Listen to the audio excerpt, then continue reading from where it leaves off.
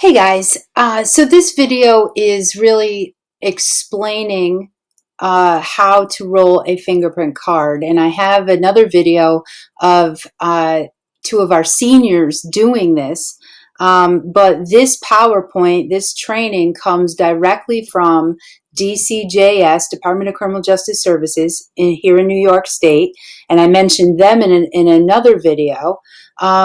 And they do the training for how to roll fingerprint cards and what's acceptable, what's not acceptable for them.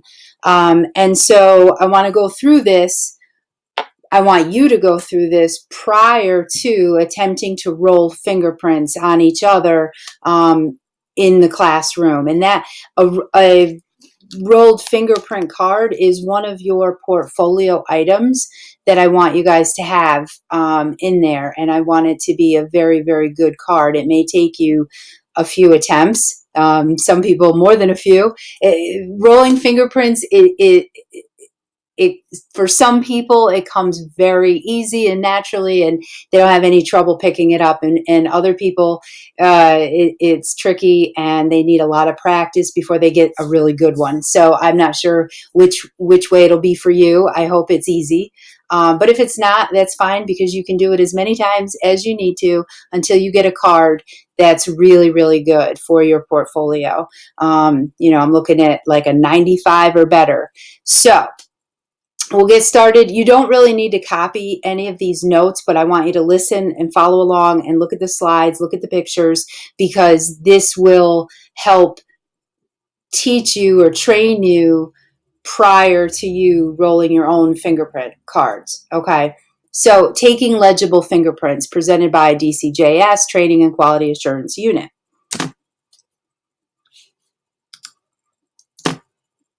Why use fingerprints? And this is a little bit repetitive information from another video that I did with you guys, because fingerprints are unique and they do not change with age. Fingerprints have ridge characteristics that are unique, and those ridge characteristics, the ridges are the lines that you see that stand up. Those are the ridges. Identical twins may have similar fingerprints, but they are never identical. And again, I talked about in another video that identical twins could have the same DNA, but they will never have the same fingerprints. So in that way, fingerprints are even more useful if you can get good ones to match to a suspect. So there's 8 basic patterns that are recognized by the FBI, 10 basic details within the patterns, and at least 12 identical points are necessary for a match. And that means a match for court. To go to court and say, this fingerprint at the crime scene matched the suspect's fingerprint, you have to have what they call 12 points of comparison. If you have less than that, it's not going to be good enough in court to use as evidence. So, and just to add in, and I'm sure it's going to talk about this, but those points, those identical points that they're talking about, and you can see the lines in the pictures here where they're showing you these unique details. Those are called minutia patterns. So, law, acronym, loops, arches, and whorls. Loops, arches, and whorls. Those are the 3 major patterns. And if you follow my mouse, the loop is this first one here, and you can just kind of see there's a loop, right? If you were to take a thread and try to thread a needle, you make a loop sometimes to stick it through the eye of the needle, and right there is that loop shape. And this is actually a left-leaning loop. It goes towards the left. This middle picture is the arch, and an arch is just kind of like the shape of a rainbow.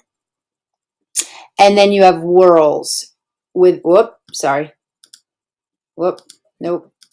whorls is this one on the right, and it's a circle shape, and that's pretty, darn it, that's pretty easy, right? Not that hard. So the loop pattern, loops are the most commonly found pattern. 70% of all fingerprint patterns are loops. So if you were asked a question on a quiz that said, what is the most common fingerprint pattern? You're going to say loop, as opposed to whorls and arches, and there's other types as well. So, and actually, I think I misspoke, because we see here that they're saying that this one here on the left is a right slanted loop. So I guess it would depend on, you know, this would be the mirror version, right? Because it's a press down, so it's a mirror. So you'd actually have to reverse it. So even though, as I look at it, it's going to the left, it's a right slanted loop. And then the opposite over here, they're calling this the left slanted loop, but as we look at it, it's going in the right direction, but again, because it's a mirror image. So those are the two types of loops, left leaning or right leaning. All right. I'm not going to bore you with this one to give you a definition of a loop. I mean, it's a little more technical than I'm making it sound, but for our purposes, I'm just, you know, trying to give you guys an introduction and a general sense, you know, of how this would work in real life. But you, I'm sure, realize that there are people who are very, very trained and skilled in this stuff. So it's not as basic as I'm making it sound.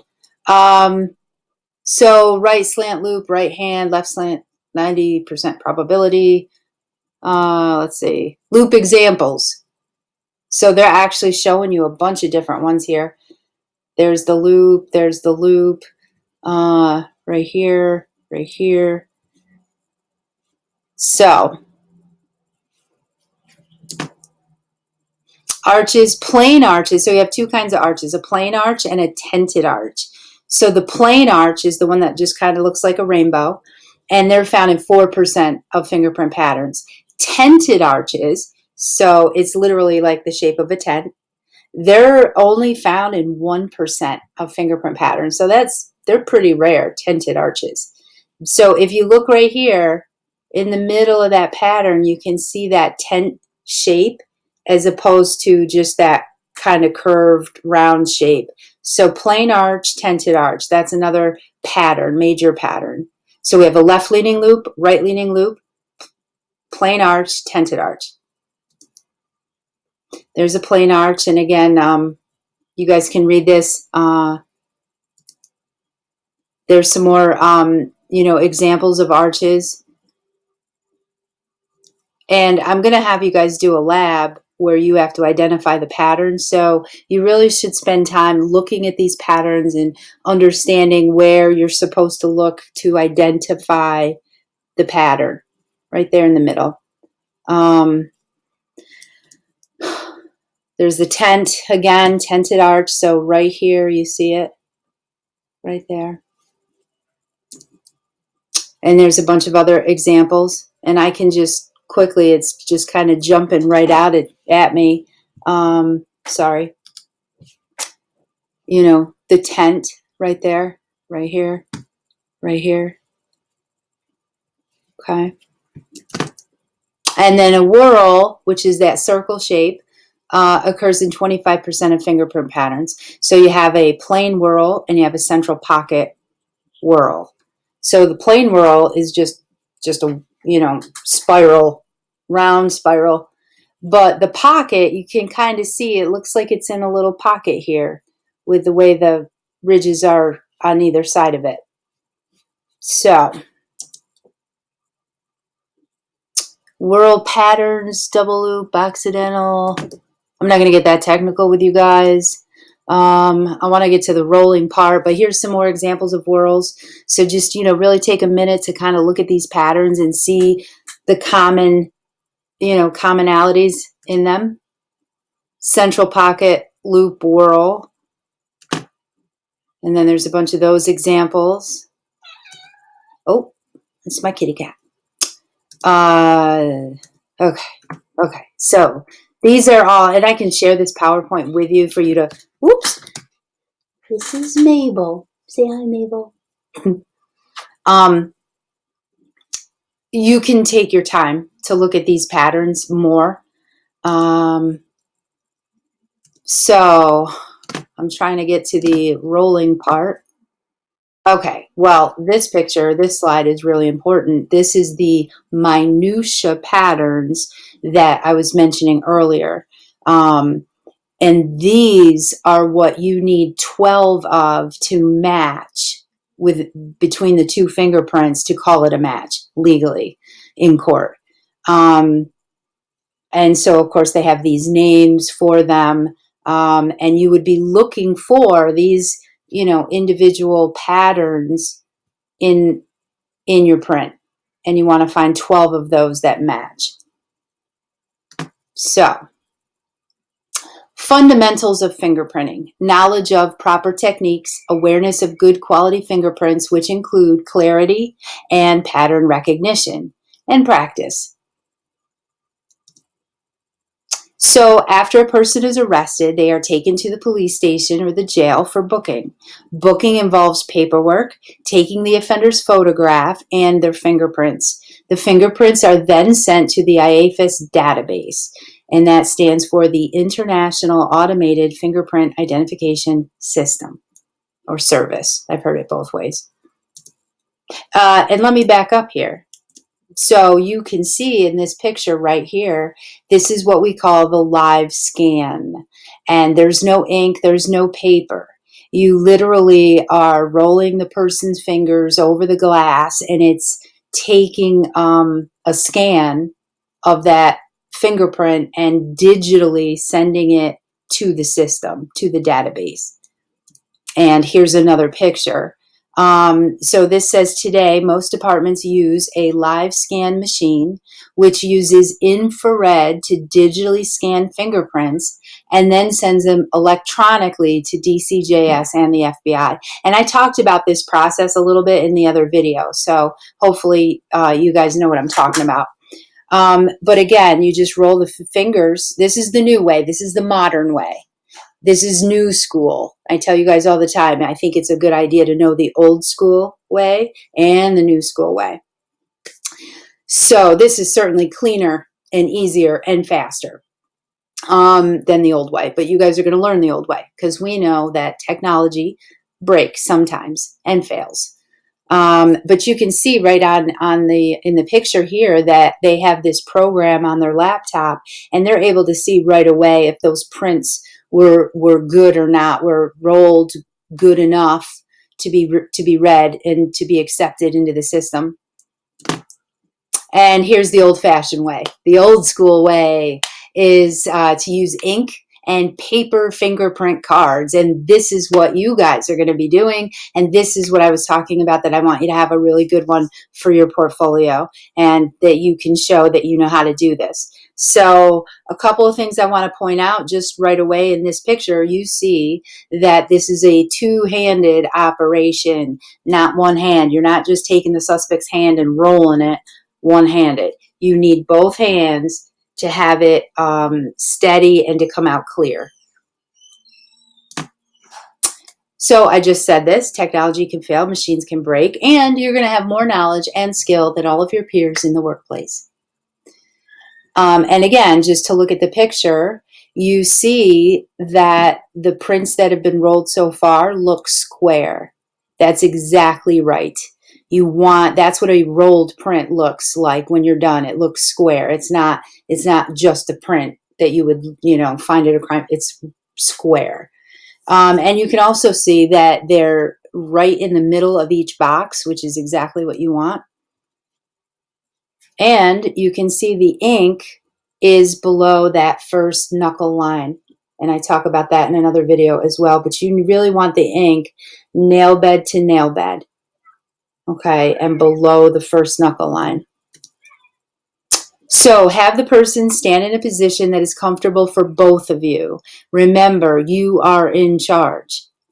And the hands of the person that you're going to print should be clean and dry. This is really important because if you have oils or dirt or grease, the ink is not going to stick to the fingers, and you're going to end up with bald spots when you try to roll. So I'm going to say for you guys, for your lab, have your partner wash and dry completely their hands before you put ink on them and try to roll them. They need to be really dry because the water, the moisture is going to do the same thing. The ink is not going to stick to it. But tell the person to relax, have them focus on something other than being fingerprinted. And I always tell them, just look away, look at something else. Don't watch me do this because they're going to end up helping you, and that's going to make it come out bad. Well, right here, remind them not to help. And position the person approximately a 4 arms length from the printing station. So that's how far away you want to have them. The printing surface should be 39 to 42 inches from the floor. We have these stations and they're the proper height, so we're good there. The person's fingers should be held with both hands, one on the tip and the other at the middle joint of the finger. And again, when we're in person, I can show you better how to do it. But that's what they're talking about here. And I did mention this acronym in another video, TIFO, thumbs in, fingers out. That's how you roll the fingers for, if they were the thumbs. So the left goes this way, the right goes that way, because you're doing it towards the body. And the fingers are out, away from the body when you roll them. So I just said all this. So I'm going to keep going. When rolling the fingers, do not use pressure. Lightly transfer the finger from the Portland pad, that's the ink, to the fingerprint card. I got to tell you, the number one mistake students make is pressing too hard. It's like they think if they press really hard, it's going to come out better. No, the opposite. It comes out worse. So you just lightly, and again, if we were in person, I could show you, or you could feel how light you could do it. But again, practice, you'll get the hang of it. And rolled nail to nail. So this is what I was talking about, how this looks square. This is nail bed to nail bed. This is not. This is like a press. Not okay. Not going to be accepted. Fully rolled fingerprints appear square. When the fingerprint is on the card, you should be able to see the crease beneath the fingerprint pattern. This is the knuckle line I was talking about. We want to see that line and just a little bit below it. That's a really good print. Once you have started rolling the finger, do not stop in midway, or definitely do not go back, like back and forth. Definitely don't do that. That's just going to cause it to smudge. And so, I don't know if you guys can see this. So after rolling the finger, right, nail bed to nail bed, you want to lift it straight up from the card. So roll, roll, roll, roll, roll, roll, straight up with no stopping and starting. That's very obvious when that happens. When recording the plane impressions, the 4 fingers are placed simultaneously on the card in the space provided. And this is just the lower half, the lower portion of the fingerprint card. And these actually are just a press, not a roll. So they want the 4 fingers on the left hand, and you can press them together. You want to keep the fingers together like that. Don't have them spread apart like that. Keep them together. And then press them in the ink, and then just press lightly. Okay, and the other thing you can do, I don't know if you guys can see this, you can slant. So instead of pressing it straight up and down like this, you can slant the hand so it's more like kitty corner in the box, and that'll help fit all 4 fingers. So then you have your thumbs, And that's just a press and straight up, and then you do the other 4 fingers of the other hand. When taking the plane impressions, if the person's hands are large, it may be necessary to angle, that's what I was talking about, angle the hand to fit the space provided. And the angle should never be more than 30 degrees. If the fingerprints of the individual are of a poor quality, please note the reason above the finger in question. So some examples are dry skin, scars, amputation, deformed, bandaged, etc. Clarity. The computer needs clear prints to encode, and examiners need good prints to interpret. So you can see right here how dark. This is no good. You can't see all the individual ridge lines, and you really need to see them. This is too dark. It's too smudgy. This one's really good. You can see those individual lines. If I magnified this, you could see it really good. You know, my only critique of this one would be this little bald spot up here. We really would have been nice, you know, to get that last little bit of the print, and that's because ink was not on the very tip of the finger. So that's another thing you want to check when you put the ink on the fingers. Just take a quick look. Did you get it on the top part of the finger? Here's those minutia points that I was talking about earlier, and they're just showing you that they need to be really clear in order to get those 12 points of comparison. So here's some examples of bad rolled fingerprints, and they got rejected by DCJS or the FBI. It's not fully rolled. Well, first of all, it's really light, but it's not fully rolled, and they need to see a fully rolled print in the first 2 lines of boxes. Too much pressure. Kind of saw that already. Too dark. Too smudgy. Finger not rolled beneath that first knuckle joint. I would say there's more than just that wrong with this, but you know, we got to see that knuckle line. Very smudgy, very dark. You can't see a single pattern in any of them, so they're no good. Oh, I was going to say these look great. They do look great. One problem: not rolled, right? All these are is press. It's got to be rolled, and they should look square. Oh, here's another problem right here. You have to stay within your box. You cannot have a print overlap into another box or onto another print. That's not good either, and they'll reject it for that. So these are good. These are really good. They're in the middle, right? They're in the middle of each box. You clearly see that knuckle line and a little bit below. They're square, really nice and square. You know, this looks a little iffy because it's cut off. I don't know, but these are not bad at all. If I was grading this, if you guys did this card and you turned it in for a grade, I would probably give this a 90, which is good. But I would like you guys to get a 95 or better on your card. I don't want to see these prints get cut off like this. This one's a little too dark, this pinky right here. And, you know, this guy right here, that knuckle line, he didn't really have any ink, enough ink below here. So, you know, this is not perfect, but it's way better than that one. All right, moving on.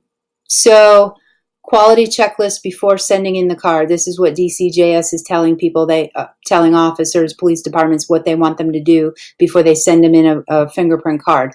Good clarity of fingerprints. Make sure it's been rolled nail bed to nail bed. The finger sequence is correct.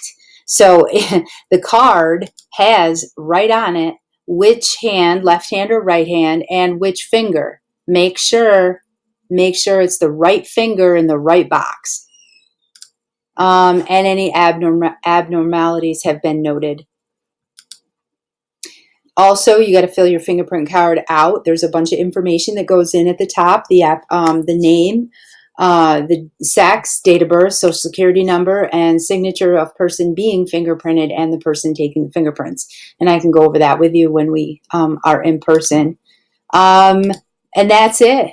So that is just an introduction to rolling fingerprints. And I know that you guys will be doing it hands-on, and a lot of this stuff will probably make more sense when you're actually trying to do it.